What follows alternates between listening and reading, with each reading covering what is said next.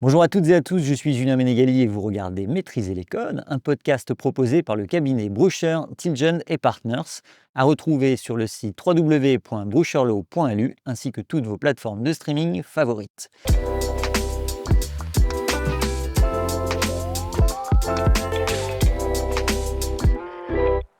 Aujourd'hui, c'est de transmission d'entreprise dont nous allons parler, plus précisément d'entreprise familiale, une forme très répandue au Luxembourg. De quoi s'agit-il? Quelles dispositions prendre d'un point de vue financier, légal, mais également humain? Quand faut-il s'y préparer et auprès de quels spécialistes? Pour répondre à toutes ces questions, comme toujours, je disposerai des lumières des experts du cabinet Bruscher, Tilgen et Partners pour répondre à toutes ces questions. Ces experts, justement, présentons-les. J'ai à mes côtés Maître Nicolas Bernardi, partenaire et avocat à la Cour. Bonjour. Maître Sébastien Rimlinger, counsel et avocat à la Cour. Bonjour. Et enfin, Maître Nicolas de Jong, counsel et avocat à la Cour. Bonjour.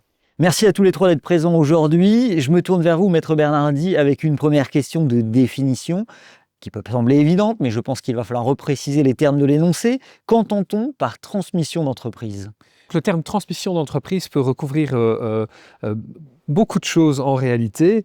Il peut s'agir effectivement de transférer les actions d'une entreprise, ce qu'on appelle un share deal, ou transférer les actifs de l'entreprise directement, la clientèle, certaines machines qui sont nécessaires à son activité.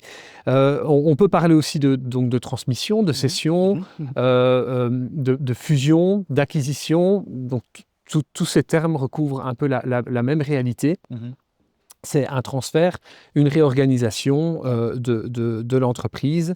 J'imagine qu'un des grands enjeux sur le thème qui nous occupe aujourd'hui, c'est de bien comprendre aussi quel est le projet de l'entrepreneur cédant, c'est-à-dire part-il en retraite ou souhaite-t-il initier un nouveau projet? Vous voyez ce que je veux dire?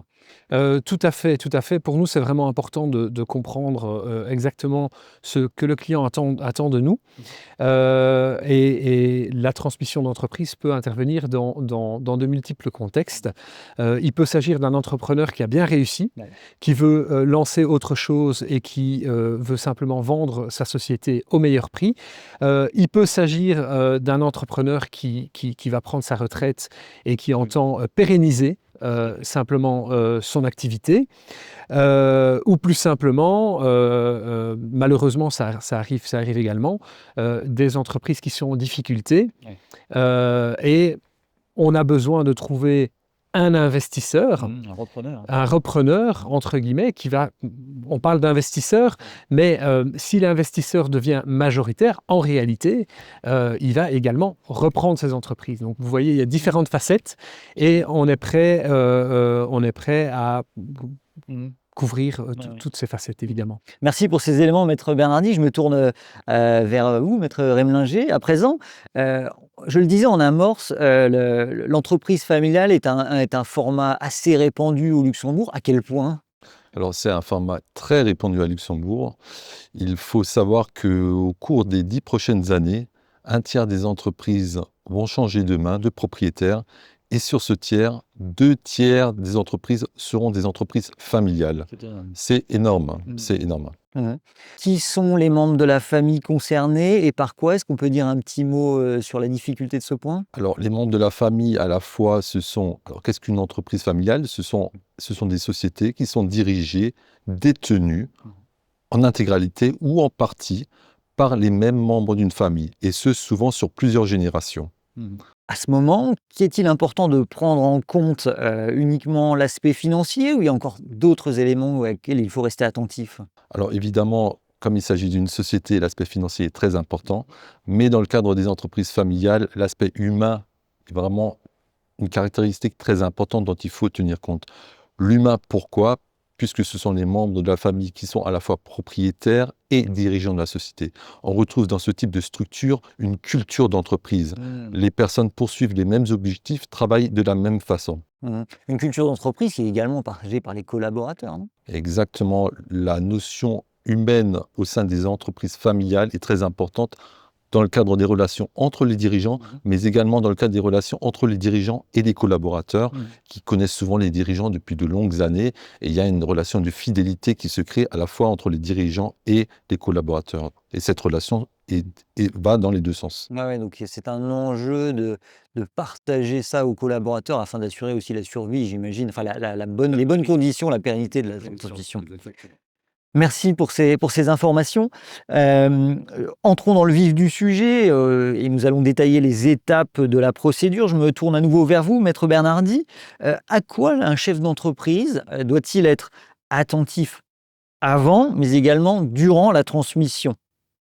Ben, je pense que la première chose, c'est déjà bien de comprendre et de pouvoir fixer avec le chef d'entreprise les objectifs de la session. Est-ce qu'il s'agit de sauver l'entreprise? Est-ce qu'il s'agit simplement de la vendre et puis de ne plus s'y impliquer? Ou est-ce qu'au contraire, on va accompagner encore l'acheteur pendant plusieurs années? Tout cela a son importance.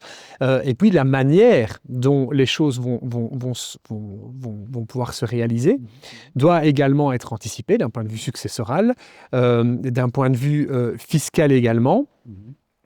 Puisque si on parle d'entreprise familiale, donc bien souvent, il faut anticiper aussi son départ et son décès peut-être pour assurer la paix familiale ensuite. Ouais.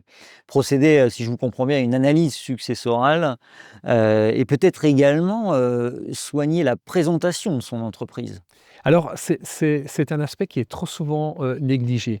Céder une entreprise, ça se prépare, ça s'anticipe, et bien souvent, indépendamment du fait que le process va en être facilité et les coûts les coûts de cession vont être optimisés, on peut tirer un bien meilleur prix de sa société si elle est bien présentée.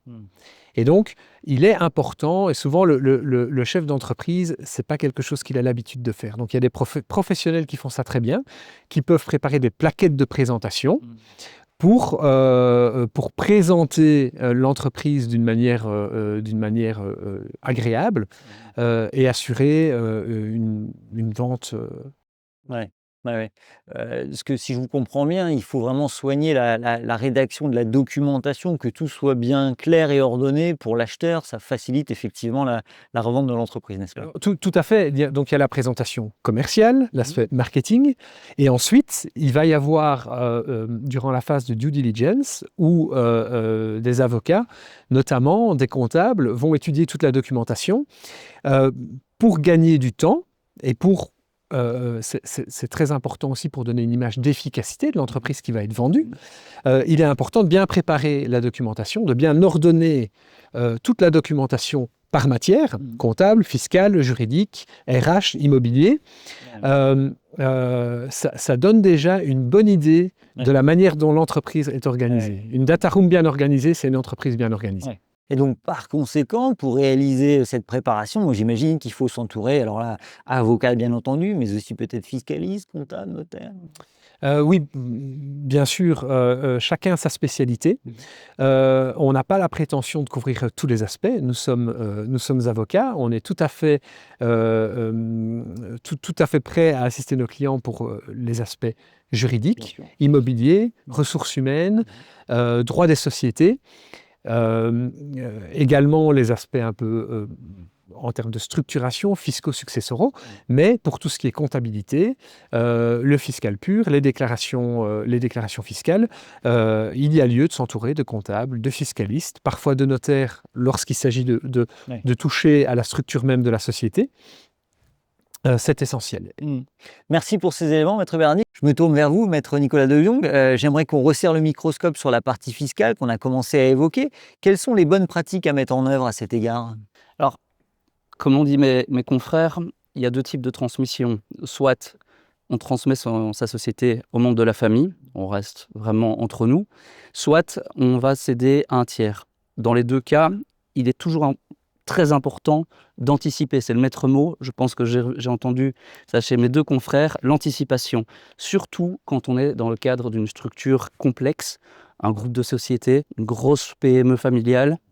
Il est très important de s'y prendre longtemps à l'avance, plusieurs mois, parfois même, on peut parler en années. D'accord. Surtout si vous avez besoin, par exemple, d'un ruling fiscal. Il n'y a pas de délai de réponse de l'administration dans la loi et ils peuvent prendre parfois beaucoup de temps. Donc, anticipation, maître mot surtout en matière fiscale. J'imagine qu'il est également possible que les aspects fiscaux soient également anticipés. Tout à fait, il est possible d'optimiser fiscalement la cession. Donc, dans le cadre d'une structure familiale et d'une transmission purement familiale, on va pouvoir faire des donations à l'avance, par exemple, hein, ce n'est qu'une des solutions. Et il faut également anticiper donc, et calculer en fonction des droits de succession qu'on pourrait payer. Si vous êtes en ligne directe, par exemple, la plupart du temps, on sera sur un taux zéro. Je dis bien la plupart du temps parce qu'il y a des exceptions. Et donc, il est important de pouvoir parfois donner à l'avance ou opérer via de l'usufruit. On en parlera un peu plus tard.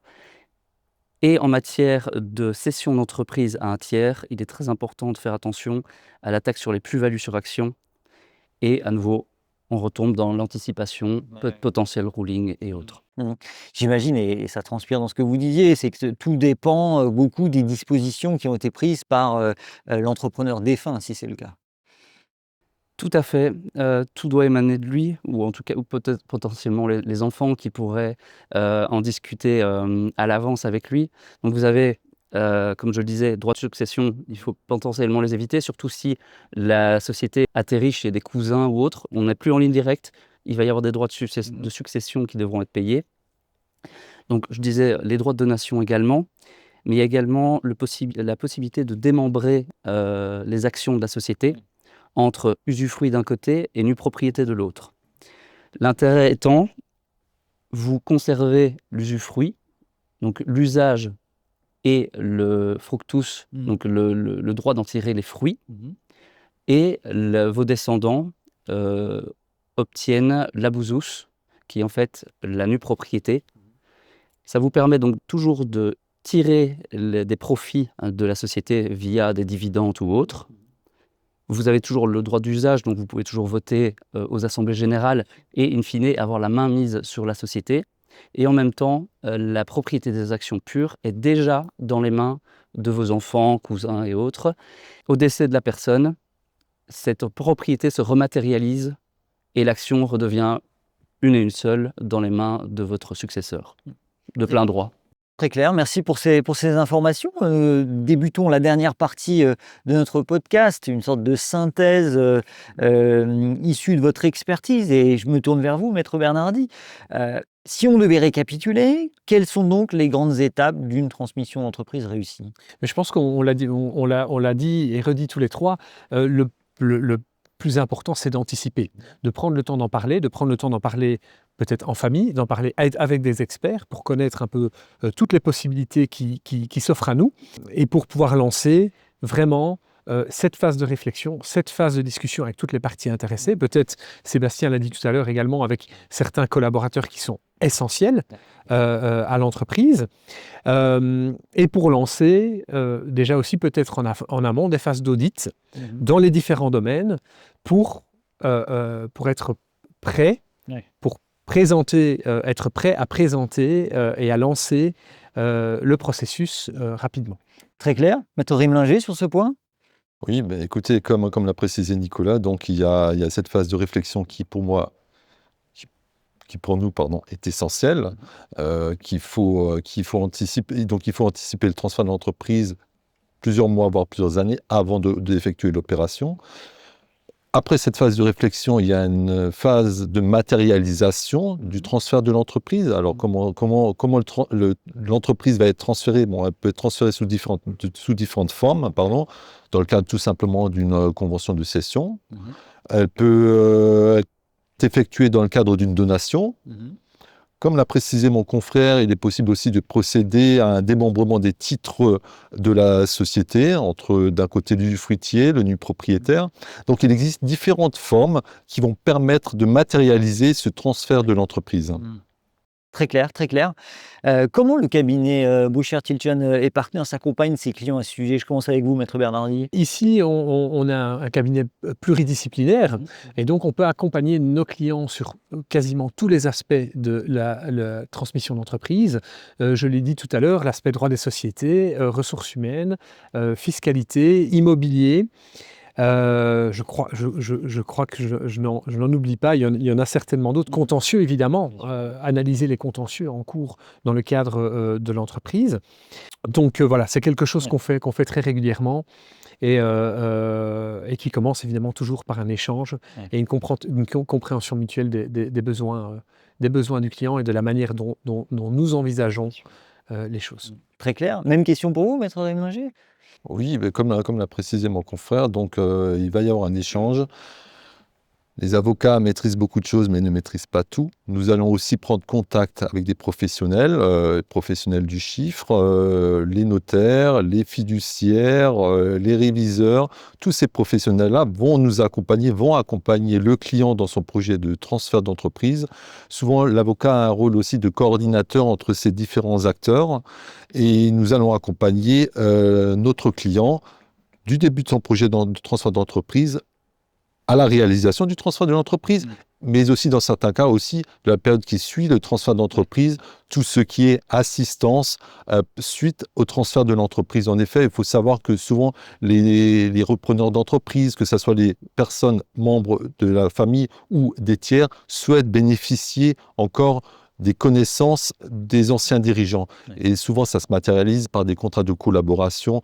C'est pour ça que vous pouvez voir dans le cas d'une entreprise qui a été cédée à un ancien dirigeant qui reste en place, qui a encore un rôle de consultant pendant plusieurs mois pour aider les nouveaux dirigeants qui sont en place.